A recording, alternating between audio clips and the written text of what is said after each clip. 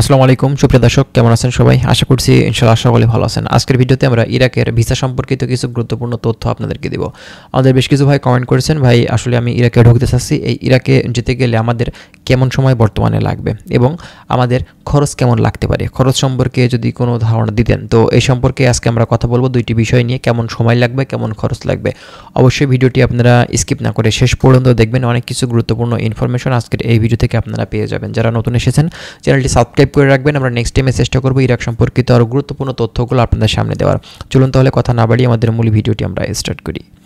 আচ্ছা, first of all আপনাদেরকে বলি, বর্তমান সময়ে যারা ইরাকে এখন ঢুকতে চাচ্ছেন তাদের যদি সময়ের কথা বলতে হয়, আমরা বিগত দিনগুলো থেকে দেখে আসছি ইরাকে যাওয়ার সময়টা কিন্তু দেখা যায় যে 3 থেকে 4 মাস, অনেক সময় 5 থেকে 6 মাস পর্যন্ত লেগে যায়। তবে বর্তমান সময়ে প্রসেসিং সময়টা অনেক কম, এজন্য আপনারা অনলি 2 থেকে 3 মাসের ভিতরেই কিন্তু এখন ইরাকের এই ভিসাটা প্রসেসিং করে আপনারা কিন্তু ইরাকে ঢুকতে পারবেন, কোনো ধরনের সমস্যা হবে না। আর এই বিষয়টা মূলত নির্ভর করছে আপনার মাধ্যম বা আপনার এজেন্সি বা আপনার দালালের উপরে, সে আসলে কী সিস্টেমে কাজ করছে, কার মাধ্যম দিয়ে কাজ করছে, এখন তার উপরেই নির্ভর করছে সে কতটা সময় নিয়ে আপনাকে পাঠাবে। ঠিক আছে, যদি সরাসরি কোনো এজেন্সি হয়ে থাকে, ভালো মাধ্যম হয়ে থাকে, সেক্ষেত্রে দেখা যাবে যে আপনি 2 থেকে 3 মাসের ভিতরে ভিসাটা করে কমপ্লিট করে আপনি কিন্তু বাংলাদেশ থেকে ফ্লাই করতে পারবেন। আর যদি আপনার মাধ্যমটা নড়বড়ে হয়ে থাকে, ভালো মাধ্যম না হয়, সেক্ষেত্রে আপনার খরচটা কিন্তু অনেক, সেক্ষেত্রে আপনার সময়টা কিন্তু বেশি লেগে যাবে এবং বেশি হাত পড়ার কারণে ভিসার উপরে আপনার খরচটাও কিন্তু বাড়বে। এজন্য আপনারা চেষ্টা করবেন ডিরেক্ট ভালো কোনো একটা মাধ্যম ধরার, যে কিনা সহজেই কম সময়ের ভিতরে আপনার ভিসাটা প্রসেসিং করে আপনাকে পাঠিয়ে দিতে পারবে। ঠিক আছে, আচ্ছা এখন আসেন এই দেশটিতে ঢুকতে গেলে বর্তমান সময়ে কেমন খরচ নিচ্ছে বিভিন্ন এজেন্সি। আমরা বিগত দিনগুলোতে দেখেছি আপনার এই ইরাকে ঢুকতে গেলে খরচটা 3.5 থেকে 4.5 লক্ষ টাকা পর্যন্ত লাগতো, সেটা কিন্তু 2-1 বছর আগের কথা। কিন্তু বর্তমান সময়ে এখন ইরাকে ঢুকতে গেলে খরচটা প্রায় 6 থেকে 7 লক্ষ টাকার ভিতরে কিন্তু নিচ্ছে বিভিন্ন এজেন্সি, বা এর বেশিও কিন্তু অনেক দালালাই সুযোগ বুঝে, মানুষ বুঝে তারা কিন্তু নিচ্ছে। তো এটা কিন্তু মাত্রাধিক খরচ, কারণ এই টাকাটা খরচ করে আপনি সেখান থেকে আপনার টাকা তুলতে গেলে প্রচুর পরিমাণে সময় কিন্তু লেগে যাবে। ঠিক আছে, যেহেতু এখানকার স্যালারিটা মূলত দেখা যায় যে 45 থেকে 50 হাজারের ভিতরে একদম সর্বনিম্ন স্যালারি। তো এক্ষেত্রে আপনি হিসাব নিকাশ করলে বেরিয়ে যাবে আপনার খরচটা কেমন হচ্ছে এবং আপনি সেখান থেকে ইনকামটা কেমন আপনি করতে পারছেন। ঠিক আছে, বর্তমান সময়ে আমরা বিভিন্ন মাধ্যম যাচাই বাছাই করে যতটুকু বুঝতে পারলাম, আপনি এই সময়ে 2025 সালে যদি ইরাকে ঢুকতে চান, সেক্ষেত্রে আপনার খরচটা দেখা যাবে প্রায় 6 থেকে 7 লক্ষ টাকা কিন্তু বিভিন্ন এজেন্সির মাধ্যম থেকে আপনার কাছ থেকে নিতে পারে।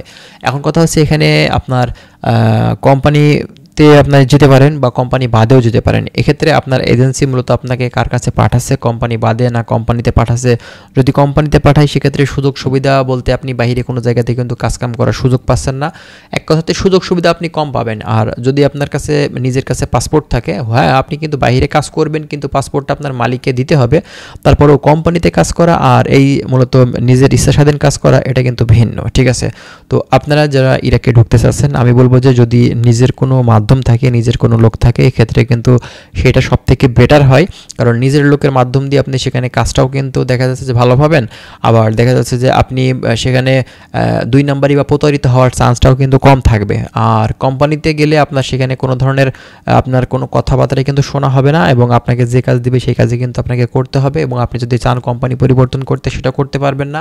মানে এক কথাতে সব দিক থেকে কিন্তু ঝামেলা হয়ে থাকে মূলত যারা কোম্পানিতে থাকে। এক কথাতে নিজের ইচ্ছা স্বাধীন কোনো কিছু করা যায় না কোম্পানিতে। ঠিক আছে, এটা হচ্ছে মূলত কথা।